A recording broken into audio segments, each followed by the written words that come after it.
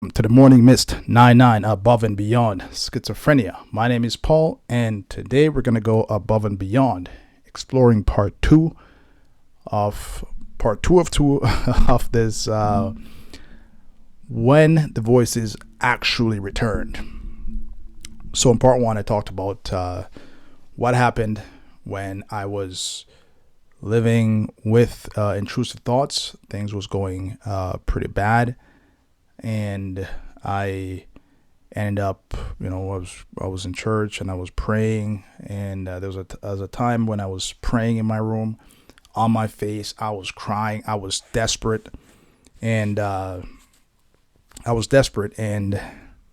this moment I saw a vision. Right, my eyes was closed, and I saw this being like descending into this dark, like circles, like this pit, and I immediately knew, like, I was good. My answer to my prayer happened, right? So I got up and I was excited. I was rejoicing, and went. Didn't make it halfway through the day before everything came back. I started to fear. I started to be concerned, to worry, and sure enough, my fear came upon me. It was years again until I got another opportunity to experience relief. This was 24/7 suffering, torment for me. More like, well, from the moment I woke up to the moment I went to sleep, continuous, just tormenting, and that grew worse as the time went by. Not in the frequency of it, because it's hard to get worse than the moment you wake up to the moment you fall asleep, but the things that were my mind was uttering just expanded into all kinds of things some things I do not dare say. But so this time when approaching where I got my other moment of being freed, was I was in full blown psychosis. Right, I think I was diagnosed at this point. That being said, just because I was diagnosed doesn't mean I recognized schizophrenia, nor did I, recognize that I was having these delusions. I thought they were all real. I never had insight for over about 6 years or so.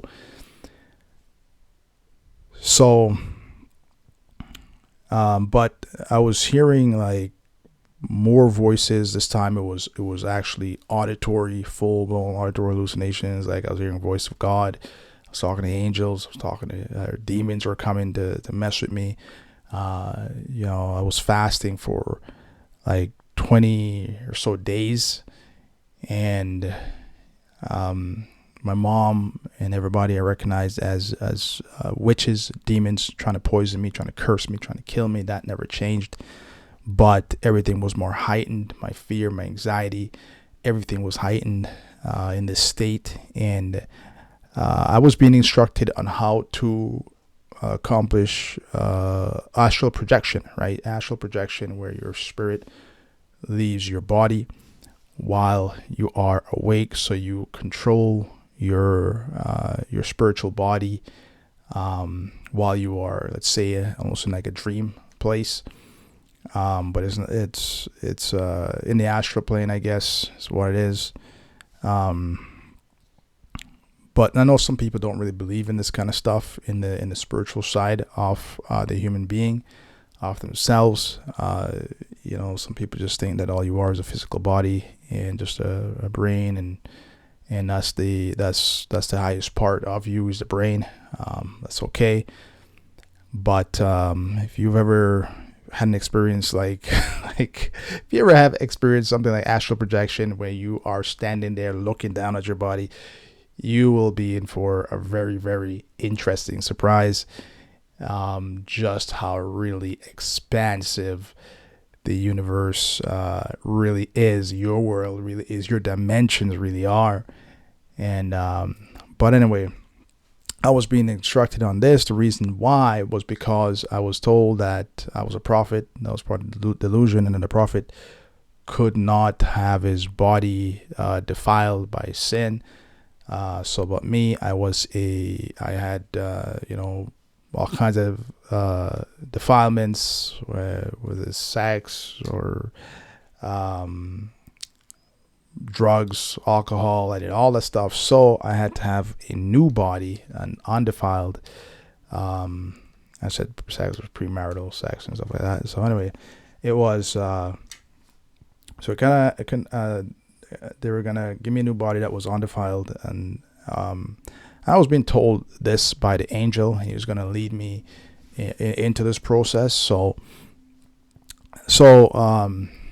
what was going to happen was they're going to take me from my body, sever the cord that attaches your spirit to your body, separate it, and attach it to another body that God was going to create. And then I was going to be in that body. And it says, well, the reason why I had to learn to do this was because every prophet had to have this ability, had to know how to do this, because in this dimension they were able to perceive a lot of things, or seeing greater visions and of the future and the past and so forth. And so I was something I was going to have to learn to do. So but it was really difficult, because in order to do this, you have to really yield yourself, surrender yourself, and you have to yield your thoughts completely. And I was never able to yield my thoughts because of this repetitive, intrusive thoughts that kept occurring. And so I would go a certain point, and then the thoughts would just kind of, I couldn't do anything about them. They would just come, and they would block me from climbing any higher. So I was shown a lot of different things at this point, in ways that were trying to help kind of pull me forward, pull me out. But there was a break where I believe I was being shown what was happening, and I really kind of didn't really understand, because all I thought was at the time was I was just being shown what was happening. But when I look back, it was more than that. So what I saw was, and I think I talked about this in a previous video, but what I saw was like a house, and this house was really strong. And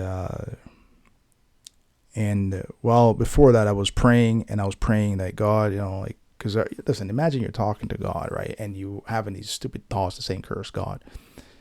It's very, it's not something you want to experience, all right?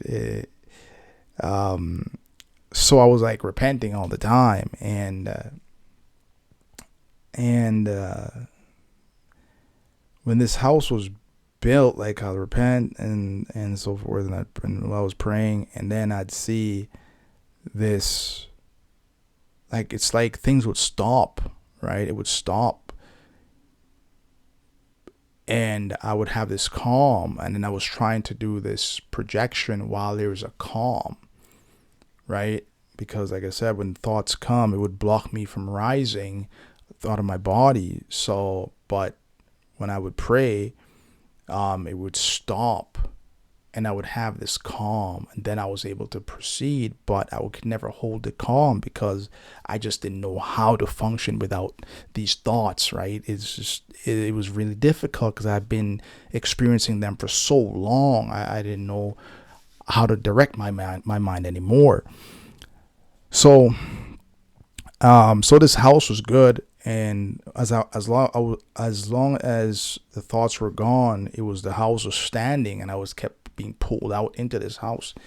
Now, as I went, I just became like nervous, I think, and I started to like almost repeat the things that I heard, because I feared them coming back, and I had no time to process everything, but. And when it came out of my mind, it was like a wrecking ball would come and slam against the walls of this house, and everything would shake. The walls and everything started shaking and almost crumbling. And then the thought would come again, and the wrecking ball would slam against it. Right? I didn't see what it was, but if I could describe it, I would say it was like a wrecking ball, right? And it would keep happening until the house was completely demolished, right? And then I stopped able to rise. I completely settled right back into my body, right? And it happened like a few different times, but I thought I was just being shown what was happening, but I didn't understand that it was like an example, or in a weird way, I think I missed that. What I could have took from that was how faith works, right? And the necessity of it, and what it means to believe, and to let go. And I was never good at letting go. I always kept holding on to the things of the past, and because of my fear of the past, I ended up wandering right back into the past, into the things that I feared. And to believe means to let go, and I didn't really know how to do that. And so one of the things I noticed was, and I didn't realize this till like years after. And actually, I realized this the next time I actually had an opportunity to go free, because it was years later again till I actually had another opportunity to go, right? It's always years, man. And this time I actually understood what it meant to believe. It just became so clear to me, and I couldn't believe I never understood it. And but when I understood it that time, I was able to look back, and I was able to see with more clarity on what I should have taken from those moments. And in that, the Bible's for our Bible believers there, Bible readers.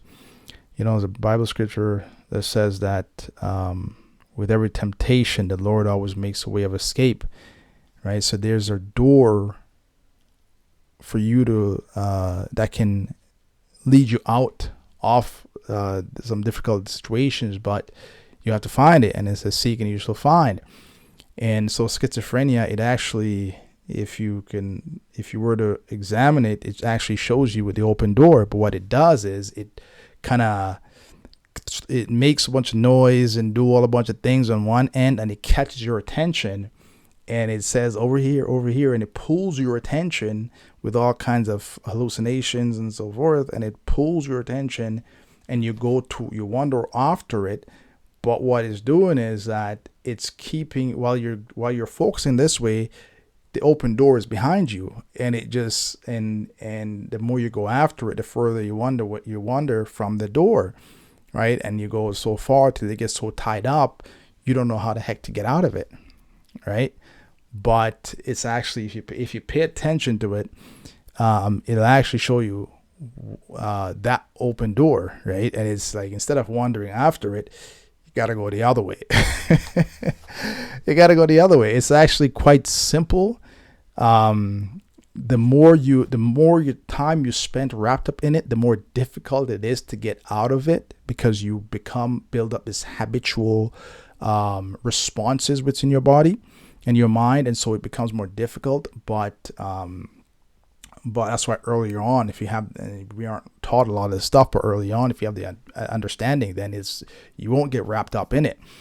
But it's just the years of being tied up, then it becomes more difficult, and you can't really see a way out sometimes, because it's just so overwhelmingly oppressive.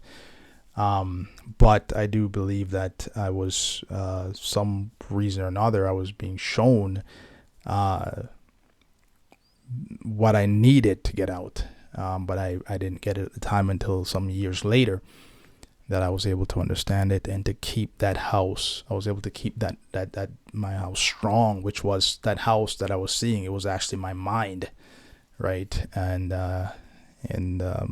Yeah, so I was able to keep that from being torn down or smashed down, and I've kept it for years now. So anyway, that's it for this video. My next video, I think I want to talk about the Wim Hof method. Somebody asked me to take a look at that and see how that works in relation to these things, schizophrenia and these symptoms. So yeah, I'm gonna take a look at it, or I've been looking at it. So, and I'm hoping to give my report on that next video. So until next time, later.